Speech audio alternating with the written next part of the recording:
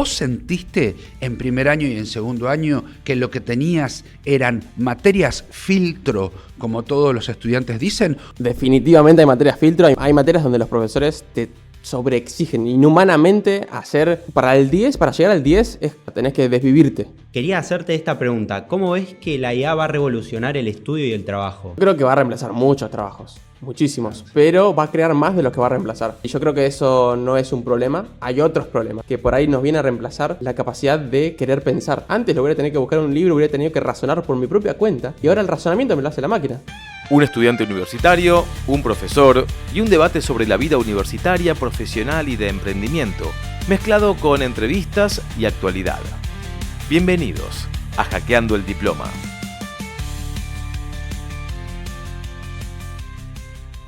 Hola, estamos hoy en nuestro cuarto capítulo de Hackeando el Diploma y el primero muy especial porque es la primera entrevista con un invitado de lujo. Soy Marcelo Carbone, @profecarbone, tengo a mi costado Axel Pomerantz, axel.pomerantz en redes. Y Axel, comentanos quién es nuestro invitado de hoy, vos que lo tenés muy conocido y que es una persona de confianza. Hoy tenemos un episodio increíble, dando un poquito de contexto antes de mencionar, igual ya está en los comentarios, en el título del video.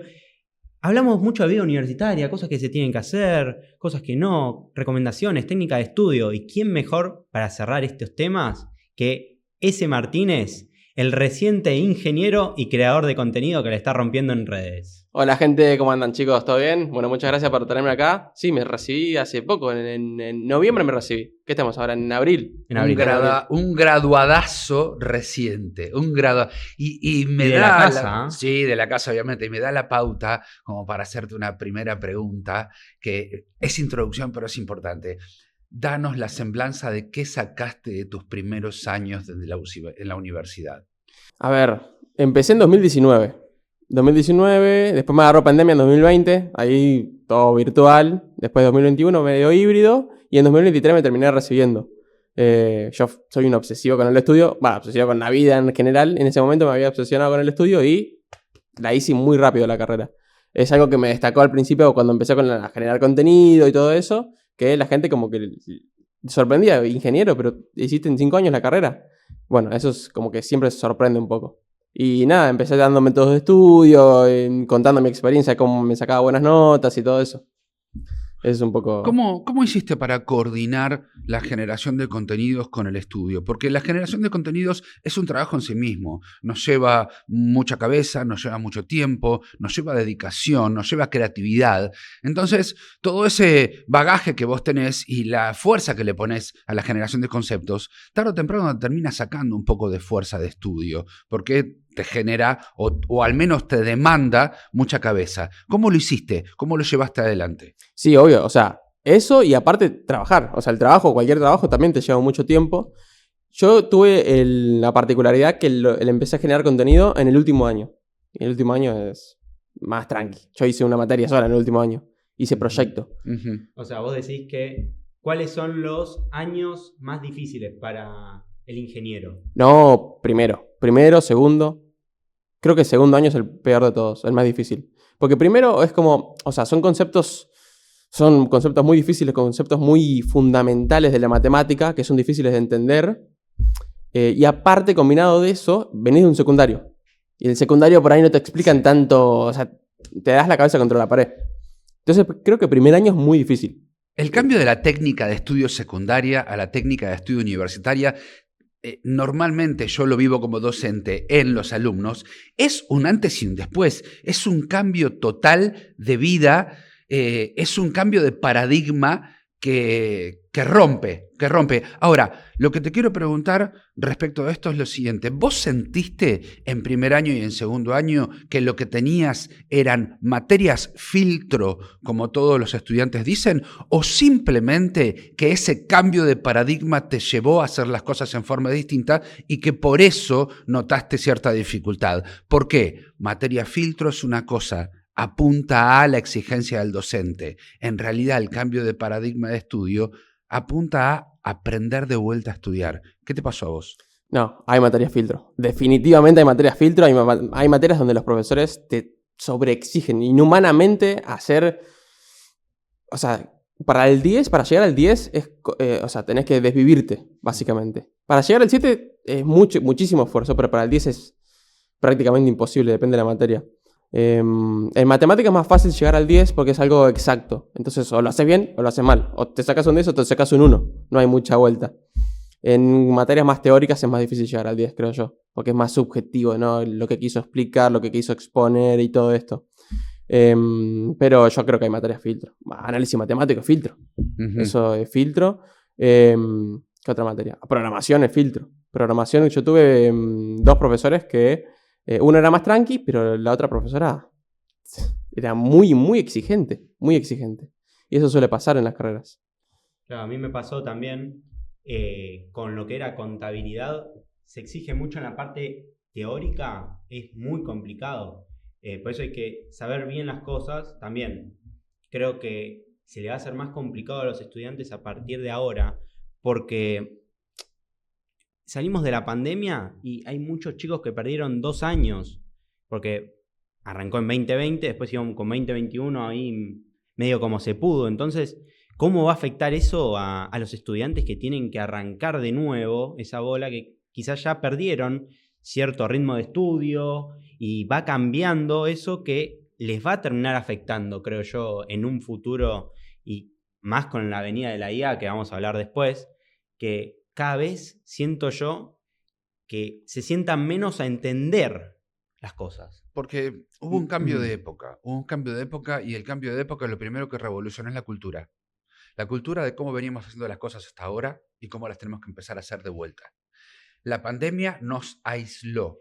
Quiere decir que ahí hubo un cambio de cultura y hubo una generación de una nueva cultura. Esa nueva cultura generada es la que ya de movida aparecía como apartándonos. Por tanto, nos cortaba las relaciones y la retroalimentación del aprendizaje que está inserta dentro de nuestras relaciones universitarias. ¿Vos cómo viviste el tema de las relaciones para tu desempeño académico? ¿Te sirvieron? ¿No te sirvieron? ¿Tomaste algo de las relaciones o directamente fuiste, como se diría, un autodidacta solo como Robinson Crusoe en la isla? Yo siempre fui autodidacta. Creo que es algo clave para poder aprender muy rápido y la mejor. Yo creo realmente que es que, no sé, que siempre yo trato de incentivar a la gente que sea autodidacta, pero sé que es difícil de adquirir eso, porque es como, ok, tengo que investigar por mi propia cuenta y me tiene que salir, me tiene que nacer ser autodidacta. A mí la pandemia me reayudó, por ejemplo. Algo que por ahí mucha gente no va a estar de acuerdo es que a mí no me gusta escuchar una clase. Bueno, vos sos profesor, pero algunos profesores explican muy bien, pero otros no tanto. Y, o sea, valoro todo el esfuerzo, pero siento que leyendo el libro por ahí aprendo más rápido. Sí. Entonces, digo, nos obligan a escuchar una clase de 4 horas, porque tenés que ir y tenés que escuchar al profesor, en caso presencial. Yo sentía que perdía 4 horas, no que ganaba 4 horas. Entonces, me era más beneficioso estar en mi casa leyendo un libro 4 horas. O sea, aprendía por ahí 4 veces más que la clase. Entonces dije, bueno, tengo que ir igual a la clase. No me puedo saltear, no me puedo skipear esa parte. ¿Qué hago? Bueno, leo el libro antes y hago preguntas. Y bueno, me da un poco de vergüenza, pero no importa. Levanto la mano, entonces me resuelvo mis propias preguntas que me hice mientras estaba leyendo el libro. Es un esfuerzo inmenso, pero después se recompensa muy rápido, porque prácticamente no necesitas estudiar tanto.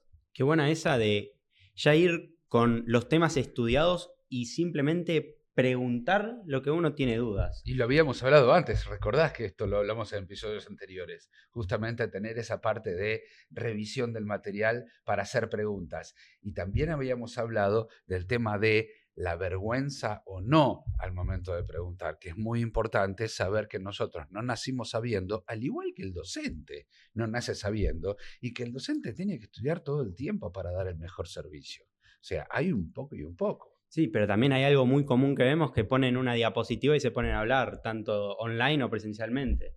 ¿Y cómo hacemos con eso? Hay algunos profesores que juegan más con interactuar con los alumnos, que eso está bueno, pero si te muestran una diapositiva es lo mismo como dice ese, porque esa diapositiva quizá la vemos en 10 minutos y podemos leer el libro y entender más en menos tiempo que ir a la clase. Si vas a la clase, creo yo, se tiene que notar, se tiene que hacer un cambio que valga la pena, porque estamos allá dando 4 horas de nuestra vida, que quizás lo damos por sentado cuando vamos a la facultad, pero si los profesores quieren estar en el tiempo ahí y no les interesa mejorar para cómo hacer llegar el mensaje de una manera distinta también. Ahora, quiero atacar un tema que es fundamental y sobre el cual vamos a tener que seguir hablando en futuros podcasts, que es el tema de la creatividad, Ezequiel. Porque dentro de tu vida universitaria, que cada uno vive la universidad de una forma distinta, vos como ingeniero tenés que usar tu creatividad a full para el desarrollo de la profesión, cuando hay algunas profesiones que no tienen que ser necesariamente tan creativas, y eso depende también de cada uno, de la elección, de lo que está predispuesto a hacer intelectualmente. Ahora, vos, ¿cómo usaste la creatividad y cómo impactaron las herramientas, las nuevas herramientas digitales dentro de tu creatividad o del incremento de tu creatividad? Y hablo, como decía Axel recién, muy puntualmente de la IA, por ejemplo. Contanos. Yo creo que la creatividad... A ver, uno cuando quiere ser creativo no se da cuenta que está siendo creativo. Simplemente hace cosas. No, con el contenido te puedo decir que ahí por ahí hay algo de creatividad. Ahí sí puedo decir, bueno, tengo que ser creativo, tengo que sacar una idea que sea creativa, si no, nadie me mira mi video. Yo creo que la creatividad es como una mezcla de otros autores previos. Creo que lo decía Newton, que él no hubiera desarrollado nunca todas las leyes y todo lo que hizo si no hubiera estado parado encima de hombros de gigantes. Esa es la frase que usó. Sí, es buena. Entonces yo creo que la creatividad es un poco eso, es conocer quiénes estuvieron antes que vos y poder agarrar lo mejor de cada uno y hacer tu propia versión. Yo creo que eso es ser creativo. Por ejemplo, a mí me gustan muchos youtubers, me gusta el traductor de ingeniería, Javier Santolaya, Quantum Fracture, Mark Rober, Veritasium, Visos, hay un montón. Y yo agarro lo mejor de cada uno, lo que más me gusta de cada uno y hago mi propia versión. Yo creo que eso es ser creativo. Hay un libro que se llama Roba con un artista que dice que si vos robás una idea y la haces igual, haces plagio. Pero si robás varias ideas y de esas ideas haces algo nuevo, es creatividad. Entonces hay un poco de eso, porque en realidad todo ya está descubierto, todo por lo general está hecho. Y lo que estamos comunicando, incluso en este podcast, estamos bajando ideas que agarramos de otros lados de nuestra vivencia, cosas que aprendí de ese, cosas que aprendí de Marce, cosas que aprendí de libros. Entonces, también es eso, que con ideas de otros lados podamos armar algo nuevo. Y eso también es creatividad. Creo que creatividad es agarrar algo lógico y romper el patrón. Que eso es la misma definición que hacer humor. Agarrar algo lógico y romper el patrón. Bien. Para mí hay un link muy, muy grande en ser creativo y ser gracioso. Y también cuando rompes el patrón, creo yo que aprendés más. A veces de algo que estás estudiando, el profesor hace un chiste y te queda eso por el chiste. Entonces es como que el cerebro también, cuando es algo plano, también nuestro foco de atención, si hablamos todo el tiempo de una misma manera, la gente quizás ya se pierde el hilo. Entonces, si vos vas cambiando los tonos de voz, es un juego hermoso porque así la gente presta más atención. Lo mismo pasa con un montón de cosas. Cuando cambiamos el patrón, cambia algo en nosotros también. ¿Recordás la última vez que estuvimos con Hernán Mavromatis en la mesa de innovación en la UNLAM? Que Hernán, obviamente, como es un investigador de la creatividad, sabe que para todo esto que estamos hablando hay investigaciones distintas y hay leyes distintas de personas que investigaron por dónde viene la creatividad. Pero hablábamos principalmente de que hay dos fuentes muy importantes de la creatividad, que son la curiosidad y el conocimiento. Y en ambos casos, tanto de la curiosidad como del conocimiento, está muy metido el interés sobre lo que estamos creando, porque si por más que tuviéramos curiosidad y conocimiento, no tenemos interés en la materia, no terminamos creando absolutamente nada. Ahora, ¿vos cómo capeás eso? ¿Cómo usás tu interés? ¿Vos direccionás tu interés? Totalmente. Es más, yo no sé, me manejo de una forma bastante peculiar porque todo lo que hago lo hago enfocado, ¿viste? Esta visión de túnel que solamente te enfocas en una sola cosa. Sí. Bueno, a mí me pasa eso. Como las anteojeras del caballo. Exactamente. Lo que habías dicho, algo muy importante, es el tema de la obsesión. Y esto lo hemos hablado fuera de cámaras, pero yo creo que esa es una clave que tenés vos y que te llevó a donde estás. El ser obsesionado en algo. ¿Crees que eso también es una clave para el estudiante? ¿Qué claves tenés si tuvieras que dar 3, por ejemplo? Primero, no ser obsesionado. Es que no es sano, no es algo que diga, bueno, sí, sos obsesionado, te sacás todo día, pero después te sentís con un vacío enorme, porque dejaste de lado un montón de cosas. Todo tiene su precio a pagar. Claro. Yo creo que sí, te podés sacar buenas notas, pero ¿a cambio de qué? ¿Y el equilibrio? Claro, el equilibrio. A mí no me gusta tener equilibrio, pero no porque prefiera tener buenas notas, es porque soy así, no sé, toco la guitarra y hasta no sacar la canción Metallica One en la guitarra no paro. Claro. Soy así. Y hasta no llegar a, no sé, a 100.000 suscriptores en YouTube no paro. Y hasta no sacarme 10 en Análisis Matemático 3 no paro. Y hasta así soy yo. Pero es que creo que ahí es donde está la clave cuando alguien tiene una pasión. Si vos tenés una pasión, es como que intentás ser el mejor en eso. Y en parte, un poco de obsesión hasta llegar a cumplir un objetivo, vale el esfuerzo, vale el precio a pagar. Sí. Igual te puedo decir algunas claves. Para mí Ahí la va. clave es, yo tengo una frase, no sé si la dije antes, que es elegir quién te educa. Eso de, si la clase del profesor no me gustó, no la escucho. Bueno, no importa, voy a clase igual, pero me pongo los auriculares y empiezo a hacer otra cosa. O por ahí la escucho, pero le hago las preguntas que yo necesito. O por ahí llego a mi casa y no leo el libro que me recomendó el profe. Veo un video de YouTube que lo explica de otra manera. O por ahí leo un libro que me gusta, pero no lo explica suficientemente bien, elijo otro libro. O sea, voy eligiendo. Hoy por hoy tenés la libertad de elegir lo que quieras. Hoy encima con ChatGPT es increíble. Claro. Podés elegir qué información querés. O yo lo que suelo hacer es estoy aprendiendo algo de física en el libro. Bueno, me pasó ayer que estaba estudiando astrofísica y no entendía cómo se sacaba la ley de los senos para coordenadas esféricas. Entonces sí, dije, lo tengo que buscar en internet, eso es un embole. Le pongo a ChatGPT, ok, ¿por qué esto es así? Porque yo lo interpreto de esta manera, ¿está mal? ¿Cómo sería en realidad? Entonces me lo explicó. Y dije, está buenísimo. Bueno, pero ahí también me tengo que poner adentro de la piel del docente y no es hacer simplemente sindicato, sino mostrar qué pasa desde el lado del docente. Obvio, o sea, sí, tenés que mirar. uno como docente tiene que saber despertar la pasión por el conocimiento, tiene que saber despertar la duda. Yo me siento absolutamente reconfortado cuando en una clase de un martes a las 8 de la mañana con 100 personas, a lo sumo 5 están viendo la pantalla del celular y los otros 95 me están atendiendo a mí porque entienden que les estoy dando valor. Ahora, que lo que pase con los docentes que no entregan valor es algo que yo no quisiera estar tratando porque no quisiera que existiera, ¿sí? Uno como docente tiene que investigar las mejores formas de enseñar. A mí no puede quedarse en eso. Me parece muy importante eso. Los mejores profesores que tuve, y los acuerdo patente, bueno, vos también seguramente, eran esos profesores que te despertaban esa curiosidad, esas ganas de aprender. Por ahí no eran suficientemente técnicos o todo bien o todo, pero te despertaban esa curiosidad de querer aprender, de seguir aprendiendo. Eso es importante. Y también tenés del otro lado, y perdón que haga esta digresión, el alumno que te dice, a mí no me entretengas con huevadas, a mí dame el contenido, decime qué tengo que estudiar y las preguntas que tengo del parcial porque lo único que me interesa es aprobar. Y son materias que en muchos casos, la materia que doy yo no es... a ver, los docentes siempre tendemos a decir que nuestra materia es la más importante de todo el programa.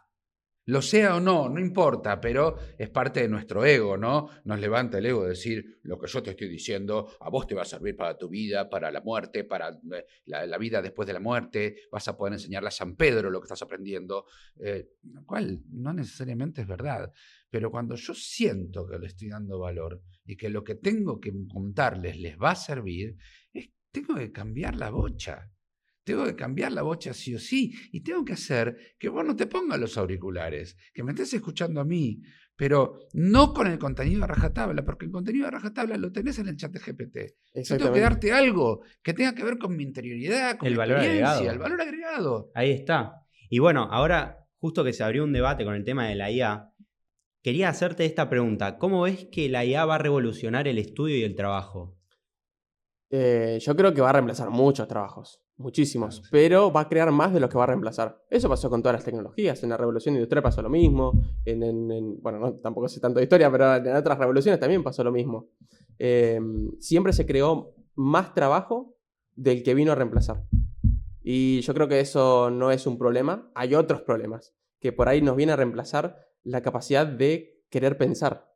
Como yo te decía, que buscaba eso de las coordenadas esféricas en ChatGPT. Antes lo hubiera tenido que buscar en un libro, hubiera tenido que razonar por mi propia cuenta. Y ahora el razonamiento me lo hace la máquina. Y dice, no, pero lo que vos estás pensando está mal. Y digo, es como que te ayude un profesor o una persona que sabe del tema. Te dice, no, mira, lo que te estás equivocando es en esto. Y te doy las razones. Te estás equivocando con esto porque esto no es así, así, así. Esto en realidad es así de esta manera. Digo, esto como si tuviera un profesor particular. ¿Hasta dónde va a llegar? Porque hoy por ahí no es bueno para algunas cosas.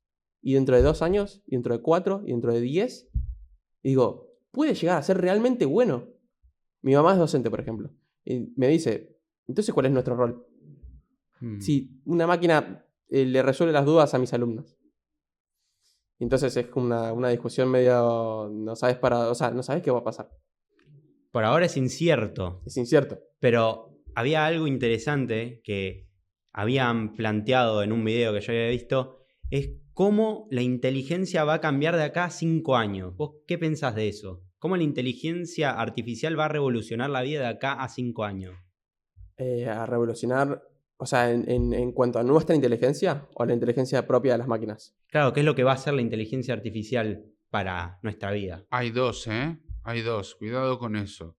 Porque la inteligencia artificial puede hacer que por sí misma y su resultado nuestra vida cambie, pero también hacer que nuestra vida cambie en función de nuestra propia interioridad y nuestros esquemas de razonamiento, que pueden ser más elevados, que pueden ser asistidos.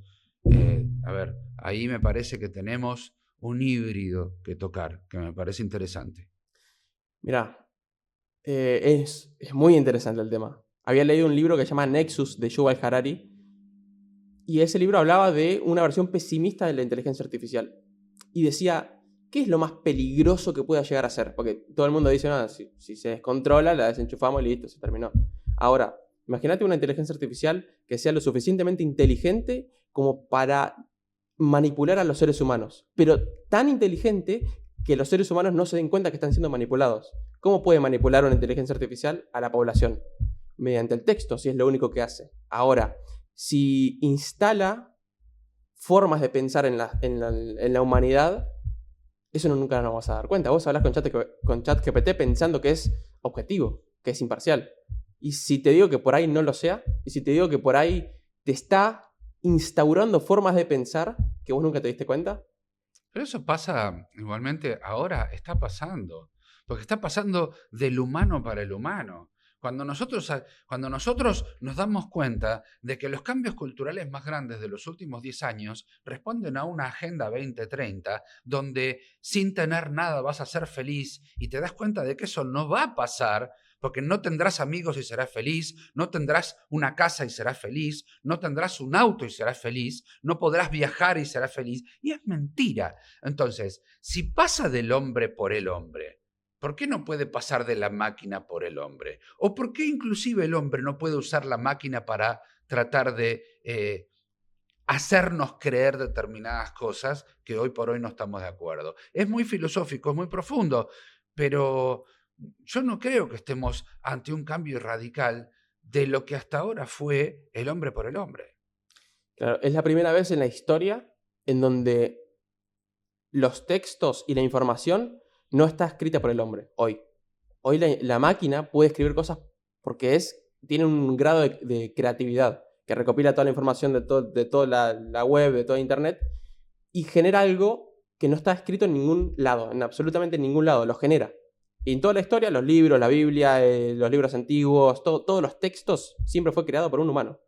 Entonces, no se sabe qué va a pasar ahora cuando la máquina crea textos. La máquina crea cosas por sí misma. No hay nadie en el medio. Y había algo que había visto, y esto me lo dijo un profesor en una clase que tuve la semana pasada, dice que hubo más cambios en la humanidad estos últimos 60 años que en toda la historia antes. Es como decir, es increíble lo que se avanzó de acá 60 años. Yo me imagino, no sé, mis abuelos, que en toda su vida vieron muchos cambios, pero en lo que vivimos nosotros es increíble. Yo pasé por... Cuando era chiquito tenías los celulares de tapita Sí. y cassette. Y digo, no pasó hace 100 años, pasó cuando yo era Jóvenes chico. que son. Los celulares que se Jóvenes podían... que son. Qué jóvenes que son. Es tremendo. Yo no tenía nada de eso. ¿Qué tenías? Había Tecnología cuando era teléfono chico. fijo con suerte, ¿no? Teléfono fijo y tenías que esperarlo 10 años para que te pongan una línea. Y tenía uno por manzana, ¿no? Y te ibas a la Tal casa del cual, y vecino. para llamar a los parientes de Europa, tenías que reunirte un domingo a la tarde y esperar 5 o 6 horas hasta que te comuniquen. Pero volviendo a lo que vos decías, a mí me parece que estamos temiendo de la inteligencia artificial que haga lo que los humanos hemos hecho toda la vida, que es engañarnos. Entonces, estamos temiendo que alguien nos quite ese monopolio del engaño y la persuasión mala vida. Perdón. No, bueno, justamente todo lo que comento lo saco de ese libro. Ese libro tiene una versión bastante pesimista, me sorprendió. Harari sí. Harari sí. Sí. En el libro de Sapiens está muy bueno, es más objetivo, no da tanto su opinión, que habla un poco de la historia del ser humano, desde el Neandertal hasta acá. Pero el otro en Nexus es como, ok, te cuento lo que nadie se atrevió a contar de la inteligencia artificial, lo malo. Entonces dice, o sea, empieza a razonar y dices, estamos complicados.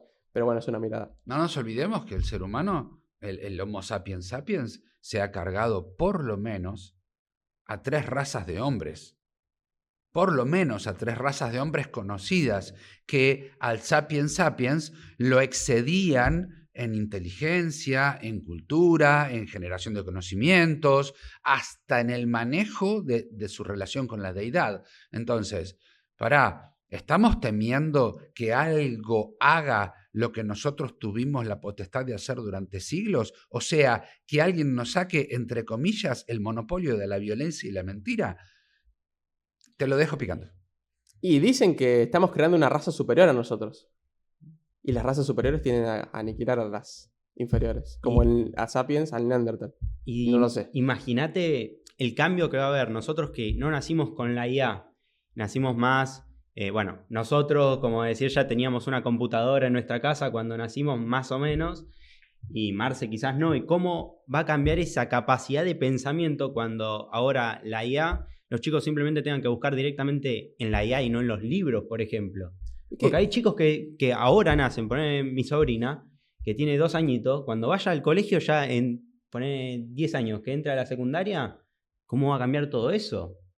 O sea, va a revolucionar cómo la gente piensa y cómo puede desarrollar sus propias ideas incluso. Yo creo que va a mejorarnos, que no tiene por qué ser algo negativo. Nos va a potenciar si la sabemos usar. A mí me repotencia. Yo estudio astrofísica mucho más rápido de lo que la estudiaría hace 15 años. Porque tengo acceso a un chat que me dice que me estoy equivocando. Total, está bueno esa visión de la tecnología, y yo también la comparto, de que la tecnología nos va a hacer mejores, porque eso es lo que pasó a lo largo de la historia. Pero también hay que recordar de cómo vamos a hacer que la gente aprenda a pensar. Va a haber, no sé, una clase que diga cómo pensar, y que no sea simplemente buscarlo en la IA.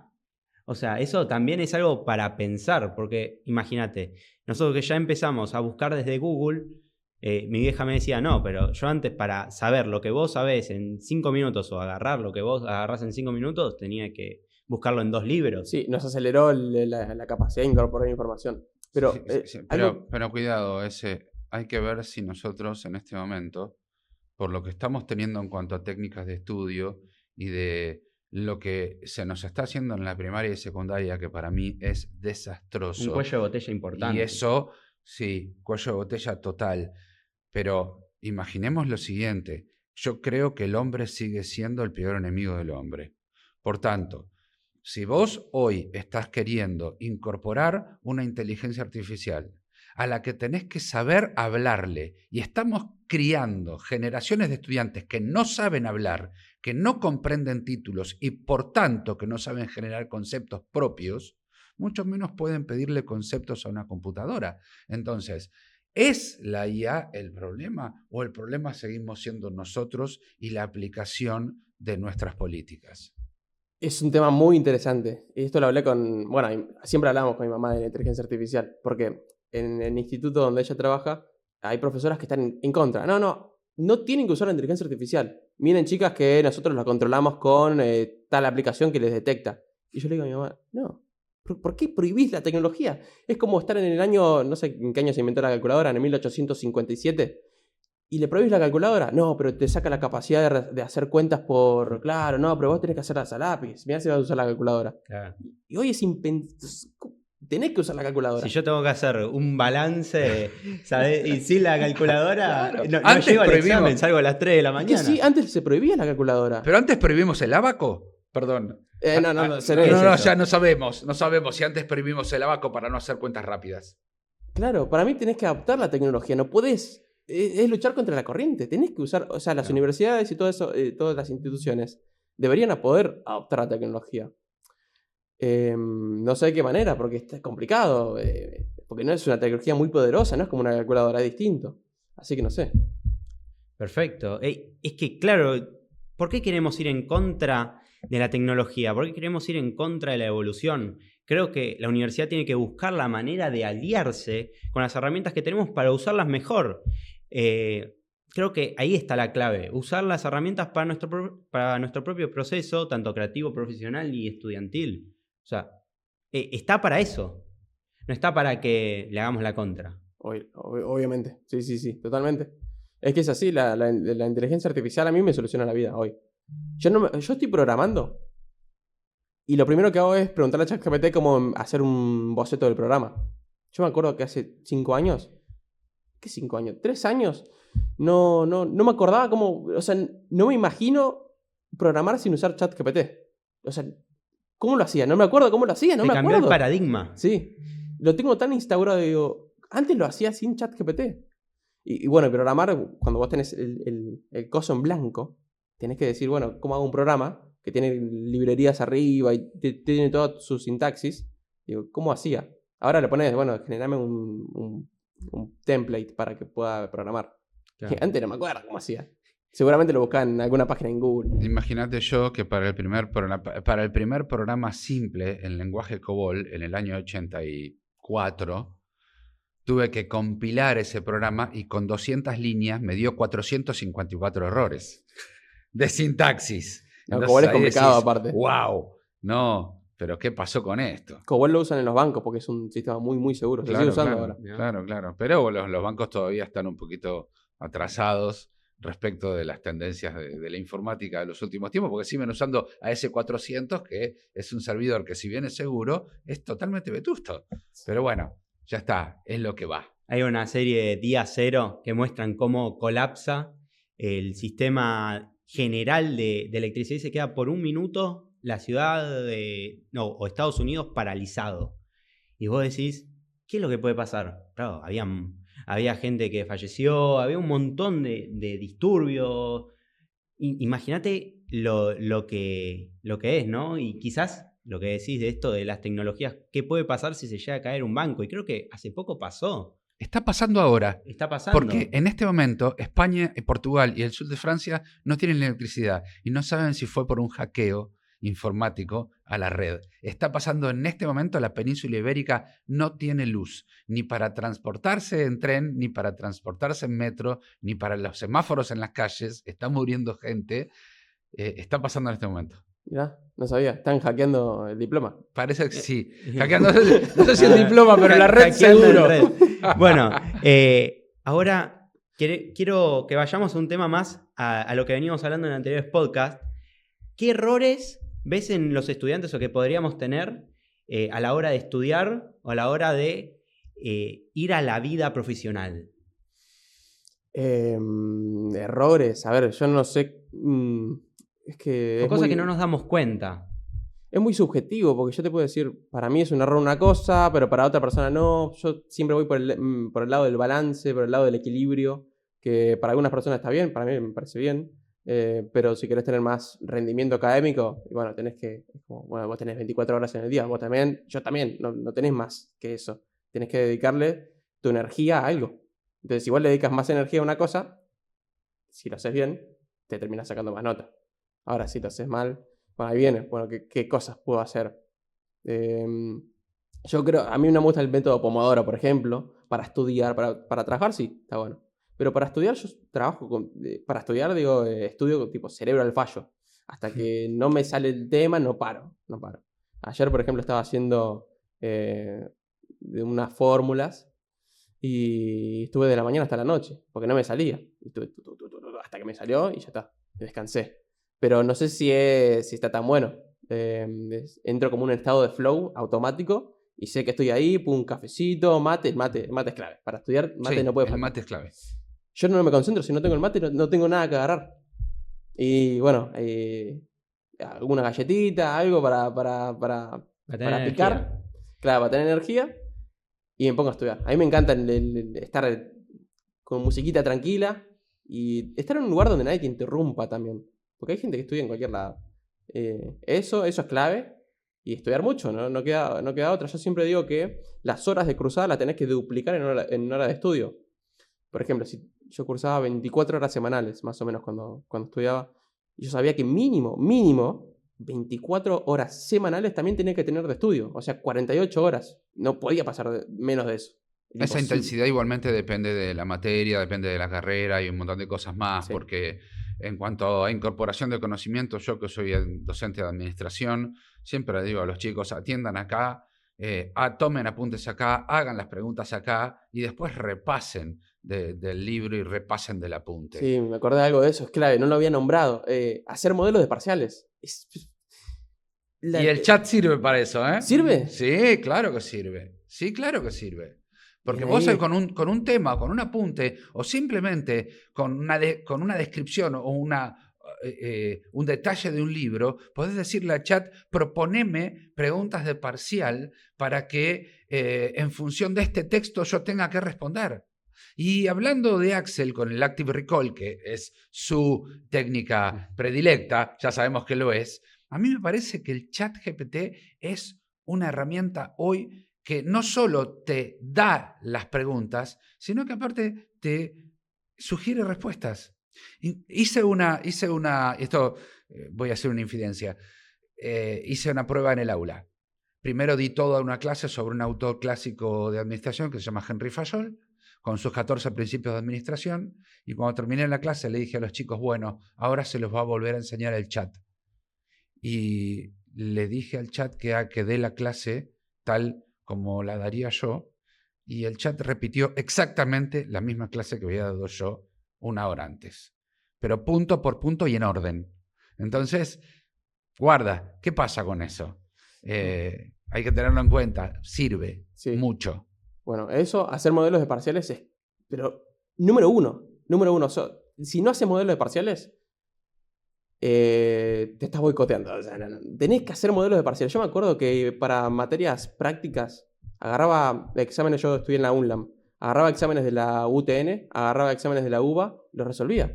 Si no había modelos de parciales de mis profesores y de mi comisión y todo eso, lo más específico posible. Modelo de parciales es número uno. 7 días antes agarras un modelo de parcial. El día anterior yo generalmente no estudio o no estudiaba, depende de la materia, porque mientras más ocupada la mente tenía, peor. Después dormís poco, estás ansioso, entonces el día antes, o un poquito antes, no hacía nada, tipo relajaba. Miraba Black Mirror, qué sé yo, no miraba una serie. Es buena esa. Y yo, de que escuché un video tuyo, lo empecé a aplicar un poco, pero con un pequeño cambio, que me levantaba a la mañana y leía un poquito, repasaba antes de ir al examen, cosa de, yo ya estaba fresco, repaso un poco y voy a la cancha. Y eso es muy importante, el hecho de hacer estos modelos de examen. ¿Por qué? Porque nos expone a lo que en realidad va a pasar. Si no nos hacemos preguntas nosotros, como nos pueden llegar a hacer los profesores, no estamos estudiando bien. No estamos preparándonos para el parcial. Es como que vayas a jugar al fútbol y te prepares jugando al vóley. Sí, estás jugando con una pelota, sí, pero no estás haciendo lo que tenés que hacer. Bien, desde mi punto de vista, siempre digo lo mismo. Busquemos soluciones de estudios que consoliden conocimiento, no que nos den respuestas. ¿Sí? Busquemos formas y apoyaturas que nos ayuden a consolidar conocimiento, porque la respuesta del parcial o la nota del parcial no indican el conocimiento adquirido. Porque eso que vos estudiaste en algunos casos te puede durar 24 horas, 48, un mes y medio, pero cuando lo tengas que aplicar quizás no te acordás de nada. Entonces, consolidar conocimiento es lo fundamental, no lo ideal, lo absolutamente necesario. Sí, te banco. Pasa que algunos parciales no están hechos para ver cuánto conocimiento adquiriste, sino qué tanto memorizaste. Bueno, démoslo vuelta. Ese es el Ahí problema. está. Nosotros estamos acá para mostrar el cambio que queremos ver en la universidad. Sí, obvio. Para mí, pero es difícil igual hacer un parcial para que evalúe conocimientos. Depende de la materia. En matemáticas debe ser distinto, en física debe ser distinto, por ejemplo, hay cosas en matemáticas que son demostraciones de teoremas. Y hay gente que se lo aprende de memoria y tiene el mismo rendimiento que el pibe que lo entendió todo. Y Sí. es difícil de ver quién entendió y quién no. Y quizás cambiarlo a un trabajo práctico en donde se haga todo el año o todo el cuatrimestre y después explicarlo y defenderlo con tus palabras, aplicando todo lo que aprendiste en el cuatrimestre. No hace falta quizás este examen o que haya un solo examen en vez de 2 y que haya un trabajo anual o cuatrimestral, como dije, en donde puedas poner en prueba todo lo que aprendiste, porque yo creo que si uno no lo pone en prueba lo que aprendió, se le va a perder.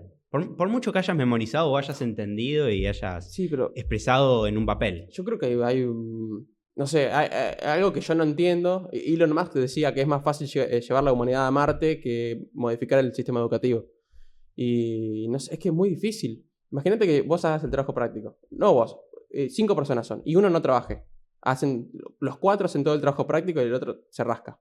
Termina el trabajo práctico, el chabón que no hizo nada lo pone en ChatGPT y le dice, explícamelo con palabras simples, etcétera, y hacemos un mini resumen. Se lo estudia el resumen y lo rinde bien, porque está perfecto el resumen, si lo entendió bien el chat. Entonces, esa persona los puede explicar en el examen oral. No te das cuenta del pibe que lo hizo en serio el trabajo. Y bueno, ahí depende del No profesor que estoy de haga las acuerdo. preguntas. No estoy de acuerdo. Puede decir que hay El puntos docente donde se se da puede... acuerdo. El docente se da cuenta. ¿Se da cuenta igual? El docente que tiene oficio se da cuenta. Siempre. También el profe tiene que estar entrenado. El para ese tipo. docente que tiene oficio sabe cuando vos no redactás. Te lo digo y te lo aseguro. Yo sé cuando vos no redactás.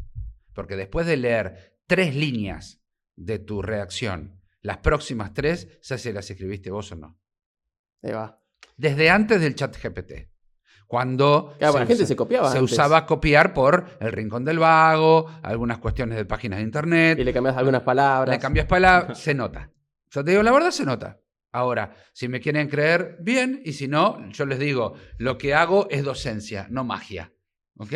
Pero está también en saber cómo hace uno esa docencia. Sí, porque la gente desde el chat se copiaba de otros compañeros. Se copiaba de otros exámenes de años anteriores. Siempre esa gente Se se copia buscó... de la tarea del otro. La gente siempre Lo buscó hicimos el camino que menos todo, esfuerzo. pero en la primaria, en la secundaria, en la tecnicatura, en la universidad, pasó así, somos humanos, es la ley del menor esfuerzo, nunca podremos hacer las cosas distinto, pero hay que ver cuál es el nivel de responsabilidad que cada uno le pone a lo que tiene que hacer. Es el nivel de responsabilidad, el conocerse a sí mismo y saber hasta dónde quiero llegar y con qué nivel de excelencia. Punto. Es exactamente Perdón eso. por cortártelo con tanta habilidad de decir punto aparte y se terminó. Pero lo que pasa es que a veces el diablo sabe más por viejo que por diablo. Ahí va. ¿Eh? Es que por eso es que está copado este programa que lo quería mostrar, porque está el profe, estoy yo como estudiante y podemos debatir las ideas que quizás vemos desde nuestro lado como estudiantes, ahora que estás vos como invitado, esas curiosidades que tenemos, y el profe puede debatirnos, puede rebatirnos las ideas, y creo que eso le da un jugo impresionante. Es que hay algo clave que lo que decías vos es, estudiemos para adquirir conocimientos, no para saber aprobar un parcial. El tema es que a veces tenés que rendir materias que no querés adquirir conocimiento, querés aprobar el parcial. Y a mí me pasa, materias que... Sí, digo, sí, ¿cuándo pasa. voy a aprender? En mi caso, a mí me gusta la matemática y la física. Y tengo que rendir gestión organizacional. Y no me gusta, para nada, pero ni un poco me gusta. Y no voy a esforzarme tanto para entender gestión organizacional como me esforzaría para entender la ley de inercia. Venite a mi clase y hablamos. Ahí va. Venite a mi clase y hablamos, a ver si te interesa o no te interesa. Listo, acá tenemos una invitación formal. Y vamos... Venite y vamos a ver qué tanto te interesa o qué tanto no te interesa. Y a ver cuánto incide la forma en que te lo cuenta un docente para ver cómo eso toma de alguna forma importancia en tu vida o no. No, estoy de acuerdo. Yo tenía una profesora de Derecho. A mí no me gusta el Derecho. Y esa profesora lo explicaba sublime. Me hizo replantearme si estudiara Ingeniería o Derecho, que no tiene nada que ver. Bueno, Y ahí Eso está es muy importante. Había un profesor que explicaba cosas agarrando lo de los Simpsons. O también me pasó en Derecho que vos decís, ¿cómo es algo que... perdón, la vida pasa por los Simpsons. Está bien, por ahí alguno no lo entiende, pero la vida pasa por los Simpsons. Uno de los mejores profesores que tuve también hacía siempre referencias a los Simpsons. Siempre. Qué importante. ¿Y cuántas cosas se cumplieron que han dicho los Simpsons? Tengo una duda como para darle un corte, a ver, al menos temático a esto. Yo sé que ese trajo un implemento muy lindo, que son unas puertitas simpáticas y que me llama mucho la atención saber cómo funciona esto. Lo voy a buscar. Dale. Están allá, en la punta.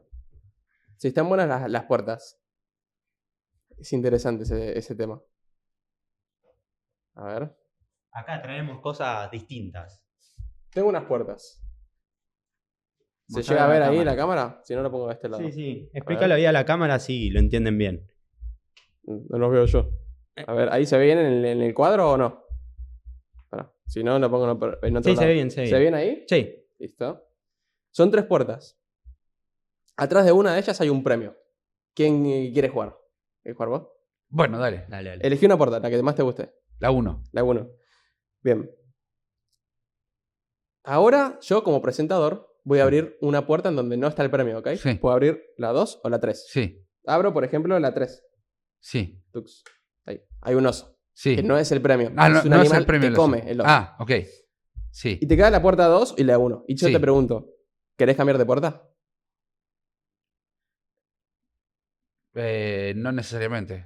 No querés, porque te da igual. porque- No, sí, bueno, no me da igual que me coma el oso, pero no puedo hacer otra cosa. No, ok. o sea, cambiarías a la puerta número 2. Es que ahí hay un 50-50 ya. Y sí, no hay nada que no me diga por qué mi elección anterior ha sido mala. Claro. Lo que uno pensaría es que tenemos 50% de probabilidad de encontrar el premio en la 1 o en la puerta número 2. Sí, Si son 2 puertas. sí, ¿No? sí. Bueno, es una paradoja. Porque en realidad, si cambiamos de puerta, tenemos el doble de probabilidades de ganar. El doble. No un poquito más, el doble. ¿Por qué? Ahí te explico por qué. Pero es interesante porque esto lo propuso una chica la chica con el mayor coeficiente intelectual en una revista. Y todos los matemáticos con doctorado, físicos, le dijeron, no, está mal. Claramente son 2 puertas, 50-50. O sea, yo también me hubiera quedado con mi puerta, porque es un sesgo cognitivo que tenemos a aferrarnos a la primera decisión que siempre hacemos. Sí. Y parecería 50-50. En la puerta número 1 está el oso. Y en la Ajá. puerta número 2 estaba el premio, que son 3 propiedades. Ajá. Uf. Sí. Ok. Bien. ¿Quién decía lo de las 3 propiedades? No me acuerdo. Bueno, pero ¿por qué ¿Por qué? se duplica la...? ¿Por qué se duplica la probabilidad de ganar? Cuando vos elegís la puerta, acá que tenés las 3, elegís la puerta número 1. Tenés 1/3 de probabilidades de ganar. Sí. Porque son 3 puertas, 1 Sí. sobre 3. Cuando yo abro una puerta, yo sé qué puerta no abrir. No puedo abrir la tuya. No puedo elegir cualquier puerta para abrir. Tampoco puedo abrir la del premio, que es la número 2. Tengo una sola opción para abrir, la número 3. Es como que en estas 2 puertas hay 2/3. En la 3 y la 2 hay 2/3. Y cuando Sí. abro una, los 2/3 se van para esta puerta. Es como, imagínate lo siguiente. Yo tengo 100 puertas. 100. Sí. O 1000, la cantidad que quieras, pero una cantidad muy grande. 100 puertas. Elegís la puerta número 2. La número 2. De las 100, elegí la número 2. Y yo digo, ok, voy a abrir todas, menos la 2 y la 67. ¿Querés cambiar de puerta? Sí. Ahí Sí, empecé. querés cambiar de puerta, La obviamente. 67. Y te cambias a la 67. Bueno, reducido quedarían las 3 puertas. Que uno no se da cuenta porque son pocas. Pero es un... A mí me encanta esta paradoja. ¿Y cómo se llama la paradoja? La paradoja de Monty Hall. Lo tengo en YouTube, bien explicado. Bien, mejor explicado que acá. Ahí va. Está muy, muy bueno porque Bueno, es contraintuitivo. podríamos dejar la descripción del capítulo como Va a modo de estar todas llegar las redes de ese. Perfecto. En la descripción. cómo llegar a ese capítulo en particular. Sí, lo subí hace 2 semanas, así que debe estar por ahí arriba. Pero está muy bueno porque es contraintuitivo. Y no toda la gente pensaría que tenés el doble de probabilidades de ganar. Y está buenísimo. A mí me gusta siempre hacer esto. Te hace replantear un montón de cosas. Es que sí, imagínate todos los sesgos cognitivos, porque esto es un sesgo cognitivo que tenemos. Uno no se da cuenta. Pero imagínate otros. ¿Leíste el libro de Pensar rápido, pensar despacio? Vi resúmenes, no lo leí. Ese habla de todos los sesgos cognitivos que tenemos. Ilusiones ópticas es un sesgo visual. Que vos pensás, no sé, que en una grilla... Bueno, depende de la ilusión. Imagínate los sesgos cognitivos, que vos pensás que algo es así. Es decir, no, tiene que ser así. Y te das cuenta que no. Si probamos lo de las puertas, en cada opción, o sea, si voy cambiando de premio, que lo ven en el video de YouTube, te das cuenta que es verdad. Que tenés el doble de posibilidades de ganar si cambiás. Y no es intuitivo. Y tampoco parece tan difícil el problema. Entonces, todos los sesgos cognitivos tomamos decisiones de manera sesgada, todo el tiempo. ¿Y qué sería Todo un el sesgo? Un Para sesgo- los que no entienden. Un sesgo es algo que vos no te estás dando cuenta. Es algo que vos estás ignorando. Un determinante interno que te dice qué decisión tomar en función de tu propia interioridad. Como por ejemplo podríamos decir el sesgo de confirmación. Yo quiero tener razón. Por tanto, voy a elegir siempre la misma opción, como por ejemplo se ve mucho en política, ¿no? No importa que tu candidato sea feo, malo y sucio, pero a mí me gustó y te la mantengo porque es mi sesgo de confirmación y trato de ahorrarme decisiones, ¿no? Entonces mantengo eso a rajatabla, lo cual nos lleva a un error tarde o temprano. Sí, el sesgo de confirmación es eso, yo te digo a vos, no, el agua hierve a 100 grados. Y vos me decís, no hierve a 100 grados. Ah, no, te lo voy a buscar en Google. Y busco video de agua hirviendo a 100 grados. Obviamente te va a aparecer un video del agua hirviendo a 100 grados. Es buscar la información que confirme tu teoría. No vas a buscar la información completa y ahí es donde está el sesgo porque hay una parte que la dejas vacía y lo otro estás tirando agua para tu molino, digamos. Es bueno ese término, agua para tu molino, mirá. No lo tenía, nunca lo había escuchado. Y eso es un sesgo. Imagínate todo lo que tenemos. Ahí va. Bueno, y esto, vamos a hacer 2 preguntas rápidas como para cerrar. Estudiando ingeniería, ¿se puede trabajar al mismo tiempo? Sí, obvio. Sí, te va a alargar la carrera, pero sí. ¿Lo recomendás? Sí, recomiendo trabajar. Es bastante bueno, o sea... Claro. No. ¿Recomendás trabajar mientras estudias? Sí. Yo siempre lo hice, siempre trabajé mientras estudié. ¿Y cuál fue el beneficio? Tener un poco de plata, un poco más de autonomía, un poco más de noción de cómo funciona la sociedad. Ah, ahí está. ¿Y en cuanto al conocimiento aplicado? Y bueno, tenés que estudiar o menos o quemarte las pestañas, como quien dice, ¿no? El término de quemarse las pestañas estaba de hace mucho, cuando se usaba velas para estudiar, la gente se quedaba dormida y se quemaba las pestañas. Lo había escuchado en algún lado. Interesante. Interesante. Y bueno, y para los chicos que están en sus primeros años de carrera, ¿qué es lo que tenés para recomendarle? Que encuentren a un amigo o a alguien. Es importante estudiar en grupo. Sí. No sé si literalmente estudiar con alguien al lado, pero tener algún... Ok, no me sale esto, che, ¿vos lo hiciste? O algún apoyo. Lo hablamos un montón de veces con Axel y sabemos que esto, o al menos creemos con esto, que es una solución, que no siempre es una solución al 100%, pero te salva mucho y te puede motivar. Te puede motivar tanto como desmotivar, pero tenés que encontrar al facu amigo, a los facus amigos que sientan lo mismo que vos y que tengan el mismo objetivo de conocimiento y aprendizaje que vos, porque si no eso se cae. Ahora, me parece genial que estemos reforzándolo, porque somos bichos sociales, ¿no? Es muy importante lo social. En ingeniería son muy tímidas los estudiantes. Y les recomiendo mucho. Si estudias ingeniería, son muy retraídos generalmente, por lo que puedo ver en los primeros años. Pero también vimos, cuando dimos una vuelta nosotros juntos en la facultad, que habían grupos grandes de ingeniería que ya te conocían a vos, pero que se hicieron amigos y asimismo te conocían a vos y eran como que vos fuiste en cierta parte, aunque no te digas cuenta, un nexo entre ellos. Un catalizador. Sí, es verdad. Y eso está bueno también. Está bueno, sí, no me había dado cuenta. Es que a veces no nos damos cuenta del impacto que tenemos a través de... Acá lo vemos a través de una cámara, ¿no? Pero atrás hay un montón de ojos que no estamos viendo. Y después cuando te cruzás con alguien en la facultad y dice, che, yo te conozco de los videos, es como algo que lo sentís acá que te reconforta, porque estás viendo lo que vos ves desde el mundo digital, digamos, en la realidad, lo que vos hiciste. Claro, este podcast une gente. Cuando tenía el podcast, invité a una chica y esa chica consiguió un novio gracias al podcast. Ah, Ahí genial. va. Bueno, yo estoy casado. Así que no voy a poder conseguir mucho más. Ese, como para ir cerrando. Sí. Contale, por favor, a la audiencia tus redes, cómo pueden encontrarte, cómo pueden seguirte y qué van a encontrar cuando lo hagan, por favor. Perfecto. Mis redes son se.martinez.1, Instagram, TikTok y en YouTube creo que es S Martínez. Y van a encontrar contenido más de divulgación científica hoy. Si ven videos viejos, van a encontrar más de método de estudio y la facultad de ingeniería y todo eso. Está todas las redes, la vamos a dejar igual en la descripción, así la gente va directo a tu Instagram a mandarte mensaje a alguna chica por ahí. No. ¿No? O sea, sí, pero no me lo esperaba. Ok, Si quieren, ok. sí. Puede ser una buena sorpresa. Sí, puede ser. Yo soy de los que no quieren sorpresas. ¿Ok? Bueno, me parece que hasta acá el podcast quedó genial y muchas gracias, Ese, por venir. Gracias a ustedes, chicos, por tenerme acá y muy buena charla se dio, ¿eh? Dejaste la vara muy alta para las próximas entrevistas. Nah, eso van a estar seguro. buenas, se vienen buenos invitados. Se viene.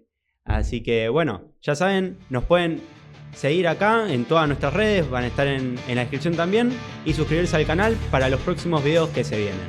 Así que, ánimo. ¡Ánimo! ¡Ánimo! Este fue otro capítulo de Hackeando el Diploma. Y vos también podés ser parte, siguiéndonos y planteando temas para debatir y profundizar en los próximos episodios. Te invitamos a que seas protagonista del cambio que querés para tu vida, aplicando lo que te haya resonado de este capítulo. Te esperamos la próxima semana.